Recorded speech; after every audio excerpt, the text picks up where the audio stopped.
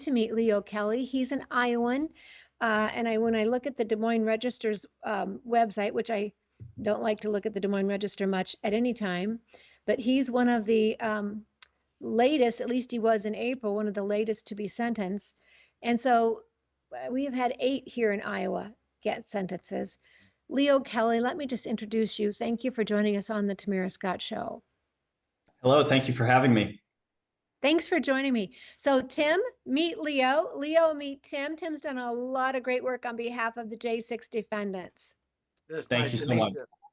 I'm sorry to hear that you've been sentenced, but I hope we get an opportunity for you to tell your story today, because I think every time we have a J6er on here, America learns a little bit more. It's incremental, it seems, but every time we hear more truth, America gets a chance to really see reality. And so I'm really glad that you were willing to come and talk to us today. Um, Thank you. Tell me a little bit about your trial, if you would. Well, the trial was in May in Washington. It was a jury trial. There was a lot of things about it that I didn't really understand. But I mean, I don't think there was anything particularly outstanding about it. It was, we went through the process and we selected a jury and we presented the evidence, and there's, all sorts of rules and, ways that, it feels like a foreign religion when you're in a courtroom. So it's kind of, you have to abide by all their little ways that they do things. And, I think most of those rules probably are in place to keep order and to maintain things, but some of it's pretty frustrating at times when you think, oh, well, we should be able to present that as evidence. And, you can't for one reason or another. And, or, this isn't fair for this reason. And, there was some of that, but, on the whole, I felt like the facts of my case we presented them pretty well. And I didn't agree with the jury's assessment of their verdict, but, for the most part, I feel like my story was at least able to be told in the courtroom. So let me pop in here. When I mentioned Leo Kelly was coming on today, one of the individuals in Iowa said, oh, he helps lead worship at our state capitol. I don't know if it's for Day of Prayer, Leo. Yep. So And my church is connected to the family leader, and they put on this great event every year at the Iowa State Capitol called, National Day of Prayer. And the guys that, on our worship team are the ones who do that. And it's been I'm sort of more of a background person praying and things like that. But we love to do that. It's so much fun to do it and support Iowa politics and all that. So yes. And we welcome you to do that. I will say it's the National Day of Prayer event. It is not family leaders. They are one of the many groups who like to participate, but it is National Day of Prayer is its own event started by Mrs. Dobson, I think, years ago. So it is its own event, but we were thrilled. And someone said he does the ministry there at the Capitol. So hats off to you. And I'm told when you went into the U.S. Capitol, though the Des Moines Register wanted to put up a photo of you being at a desk in the Senate and Jake in the outfit, Tim, I can never remember the name of the outfit that Jake wore. Shaman. Shaman. He was there with you. And so they want to highlight this, but from what I hear, you're being touted as the nicest man at the Capitol that day. You prayed at the Capitol. You didn't cause any destruction. You didn't cause any vandalism or violence. They might not have liked what your attitude was, because I think you did say this country does not belong to communist or globalist or tyrants. It's ours. That might not have set well with some of them. It shouldn't have offended them. It would have been our founding fathers' merits as well. In fact, they put great things in our Constitution protect from such things happening. So take us through that. Am I correct in that you didn't cause any violence or vandalism? You actually prayed in the U.S. Capitol. No, yeah, and I mean, part of the evidence presented at my trial was that I was on video intervening to stop people from ransacking an office and stuff. So, absolutely, yeah, we kind of meandered our way through the Capitol, and it was just total chaos. But ended up in the Senate chamber, and somebody said, it might have been Jacob Chansley, but somebody says, "Hey, we ought to pray," and that was kind of a moment to me. I thought I was just walking around taking pictures and commemorating the occasion, but that really triggered something in me. Is like, yeah, this is what we ought to be doing. Like, we need the strategy that works in this country. Like, we're in my judgment a little too far gone for natural solutions. We need to cry out to the Creator, right? We're the place that holds it to be self-evident that we're all created equal and endowed by our Creator with inalienable rights. And we know what those rights are, but it's the government's responsibility, according to the Declaration of Independence, to protect those rights. And I think we've departed from that. And so my strategy is, well, let's cry out to Jesus. He's our Creator. We didn't come to be without him. And he, I don't think he's done with the United States. So we, spent a moment praying. I just did it kind of off by myself. I didn't know anybody else there or anything like that. So I just got on my knee and said a little prayer. And I think God is answering that. He's awakening people, and he's moving in power in this country. And there's a lot of things that aren't going well, but there's a lot of things that are going well that, I think are, like this show, like we're a little bit below the surface of what is mainstream, but the heart is of this country, in my judgment, is coming alive again, which is very encouraging. I absolutely agree. Throughout centuries, God has brought kingdoms and countries from darkness to light. And the same God that was there to answer the prayers of our founding fathers is still on the throne today. He hasn't ceded any power or authority. We just have to ask. And then we have to put feet to those prayers. And that's what's been missing. And so a little bit of the prayer, a little bit of repentance, and a little bit of action on our part. Tim, any questions for Leo? Leo, your story is so similar to what we keep hearing. I can't tell you how many J6ers that I've spoken to said God told me to go that day. God called me to go inside and to pray. It's amazing that many people feel that same admonition, don't you think? That it's that it doesn't seem to be an individual, but almost a universal calling for those who were in tune that day. I see over and over again the peaceful behavior, such as yours and Jake's, who we've interviewed on this show, and the government's response. It's almost fearful. It's like it's their person that we're supposed to be afraid of them, but actually they show how scared they are of we the people, and of the the power that we, as you said so succinctly, the inalienable rights which we get from our Creator, which cannot be taken away by powers or principalities. And certainly that falls to us, right, to never surrender them as well. But your story is so similar. I'm going to ask the hard question. What was your sentence? Yeah. So I've been sentenced to 30 months. Oh. And let me add, the prosecuting attorney, if I have this correct, the prosecuting attorney, was it the prosecuting attorney that asked for 27 months? Yes. Or was it your attorney, the prosecuting attorney? And the judge gave you more than the prosecuting attorney asked. Yep. Would you mind sharing the name of your judge? Royce Lamberth. He's a Reagan appointee, been there forever, and kind of, a conservative in a lot of ways, but he just saw it the way he saw it, and judges always like to make that closing argument statement to you as they deliver sentence. Did he give you any admonitions as he handed down this frankly ridiculous sentence for what you've done? Well, I think in his judgment, he basically didn't think I had taken seriously, my act, which was judged to be obstructing Congress, and that I should have taken I should have borne more of a weight, and I hadn't showed remorse, or didn't take seriously. And I think he was trying to drive home, like, hey, this was a very serious thing. And hey, our Capitol is a serious building, right? Like, I mean, I believe in honoring that place and honoring our elected officials and things like that.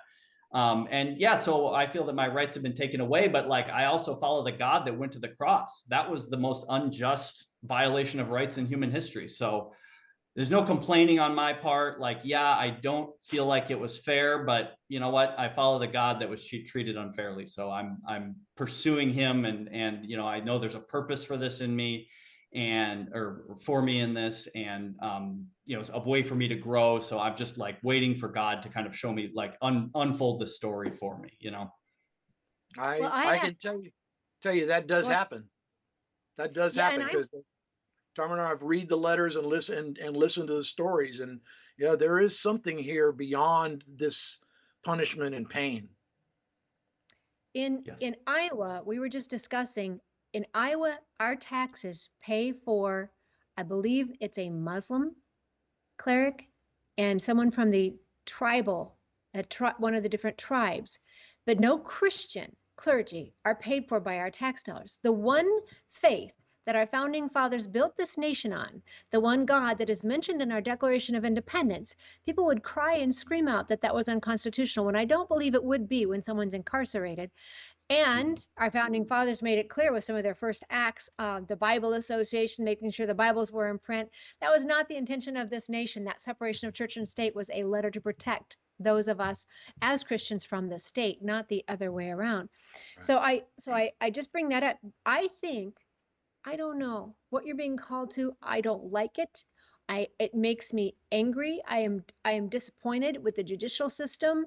Tim, we talk about the Summer of Love, BLM, when many on the left helped pay for their bail, and many of them were not charged, though they tried to burn federal buildings while people were in them. In some instances, a lot of vandalism, a lot of violence, people's and minorities, businesses were destroyed. People were killed that summer, and nothing, crickets, no charges, at least not as harsh as what we're seeing for people entering the Capitol, praying. So I'm wondering, Leo, if God doesn't have a revival coming through the prison sentence, if he couldn't awake the pulpits in America, Yep. maybe he'll get the men who are listening in the prisons in her country. It'd make it 100% worth it, wouldn't it? I Leo, think it's fair. you're a young man. What do you have a family? I'm not married, no family, no. I mean, I have my parents, my brothers and sisters. I've got, I think, oh my goodness, 12 nieces and nephews, really connected to my church family. So, deep roots over here in Cedar Rapids area where I live, but I'm not actually a married man with kids or anything like that. Well, trust me, you have a much larger family than you even know. We just haven't connected with you yet, but we will. Awesome. And I encourage everybody to remember to go to the patriotmailproject.com. Pretty soon you'll find Leo's connections there. Make sure you keep him in mind and keep him in your prayers, and write to him and let him know he's not forgotten. Tell him the stories about your everyday life, because those are kind of entertaining when you're sitting in a place where you don't see too much outside the four walls. So keep him in your prayers and keep him in your thoughts. And I just don't know what to say about this. We hear the same over sentencing over and over again. It doesn't seem right that people who do violence, I mean, really bad violence, could literally walk out of police stations without bail, without bond. In many cases, had their cases dropped because nobody wants to testify against them. And yet, we seem to be, everybody at January 6th evidently was part of the devil's cadre, because every one of them is guilty of these horrific crimes that nobody else can see. And so I kind of do feel there's some reason here that we don't see. Remember, we are so close to this forest, we have no idea what the trees really look like on the other side. But I do believe, and I have heard over and over again from people in DC and in Northern Neck and even now here in my state, that there's purpose here, and that they literally are running mission. I mean, look at Jeremy Brown. He's literally running a mission and teaching constitutional law in the Clearwater jail for almost a year and a half. There are opportunities here. How's that go? Just, the worst thing you can do is to send a prophet into a prison. So I first of all, I hope you feel that there is a bigger family out here, and we're going to stay connected with you. Thank you. Yeah, I do, for sure. And Genesis 50:20, it is a promise I stand on. God can use what others mean for harm for good. And I do believe we'll see that. And I think it will be magnified and much more glorious than any of them could have feared. In the past, when they've tried to silence the word, or they've tried to take out individuals and prophets, the word has grown and multiplied. And we're just going to continue to pray that here. I have one question I want to ask you, Leo. Did you feel that you were not to enter the Capitol, or did you feel like it was okay? Because we've seen the video of officers motioning to people to come in. So did you feel like it was acceptable for you to go into the U.S. Capitol? After all, it's always been called the People's House. Yep. Until I don't know if it was 9/11 when they made the badges where you had to go through your congressional members, which was bad enough. And then COVID, they totally closed it down, which I think our founding fathers would have flat out rolled over in their grave over a virus, 99.3 survival rate. So did you feel welcome to walk in or not? Well, so I walked through an open door, and found out later that that door had been opened because someone had smashed the window and opened the, reached inside and unlatched it. And so it was chaos everywhere. Like, I don't like, it wasn't totally clear to me. The police were behaving in very, very confusing ways. Like, they would, do one thing and then they would undo it. Like, I saw them like handcuff one person and then they released him. And the interesting thing is there were nowhere, by the time I got there were no police anywhere near. The first ones I saw were inside the building. So it was just pure pandemonium that day. So I don't really know. I was not in one of the doors where they were actually waving people in. That was, kind of infuriating when I saw that later. But the police were just very confusing. And I had, my mindset was informed by the preceding year or whatever ish, where Antifa was sort of ransacking our towns. And like, in my mind, I'm like, okay, good. Finally, I'm an eyewitness and I'm going to see with my own eyes, with no media distortion, some big historical event. And I'm going to go document this and take pictures. And I gave an interview after that kind of got legs on YouTube. And so I thought I was just documenting, and I don't know if it was clear or not. I thought maybe at worst, as I look back, probably, maybe I shouldn't be here, although even that's debatable. But, it's really frustrating that it is the People's House. And I thought, well, in a moment like this, sort of like, I'm wearing an Iowa Hawkeye hat. Last time I went to an Iowa game, we beat Ohio State and we all went down on the football field. I mean, that's Iowa's football field. It's our citizens. Like, there's certain moments where, as collectively as a society, we set aside the rules to sort of honor what we are, which is a government of the people, and all of our institutions are of the people. So I guess in my mind, even if I, had an idea that possibly there was, rules like trespassing or something in a special moment where like there's something really big happening, I consider it as sort of like, the moment has superseded whatever rules maybe might be in place, although I didn't know about those. And we should be able to at least document this and, be eyewitness and things like that. So that was my mindset. I mean, it was a very confusing day. So if that sounds convoluted, that's because my mind was a bit of a jumble at the time. Yeah, I can see that. I can see that. And I've spoken with one of the widows in one of the space shuttle crashes, and she was not made aware until people called her who were watching it in the media, right? She was on the inside waiting with the family as they took off and was not notified until the media let them know. So a family member let them know who's watching it from the outside. So but sometimes we can't trust our media. We don't know what angle they're taking, but I don't think when you're on the ground, you have full knowledge of everything taking place. Tim, last question for you, and then we'll give you a last statement, Leo. I was just going to say, what can we do for you, Leo? How can we help you get through this? Besides, I guarantee you, we're going to stay connected with you through Patriot Mail Project, and we have people who are very focused on making sure commissaries and all are fulfilled. So, how else can we help you? What can we do for Leo? Yeah, I mean, definitely pray for me. And I just think the biggest difference we all can make is in sort of the mundane details of our lives. Like, go and love your family and participate in church and get involved in especially your local elections. Like, get the school boards and the city councils and the county supervisors and all of these things. Like, we have to, if we're going to be a government of the people, then we have to be people of good character who are involved and take seriously our responsibility to rule. And the person who is the source of wisdom is Jesus Christ, right? So get with him, get good with him. If you got things to repent of, repent, and just walk in faith. That's for me, my mission is let's save America. So if you want to do that, it's in the mundane, everyday details of life, in my opinion.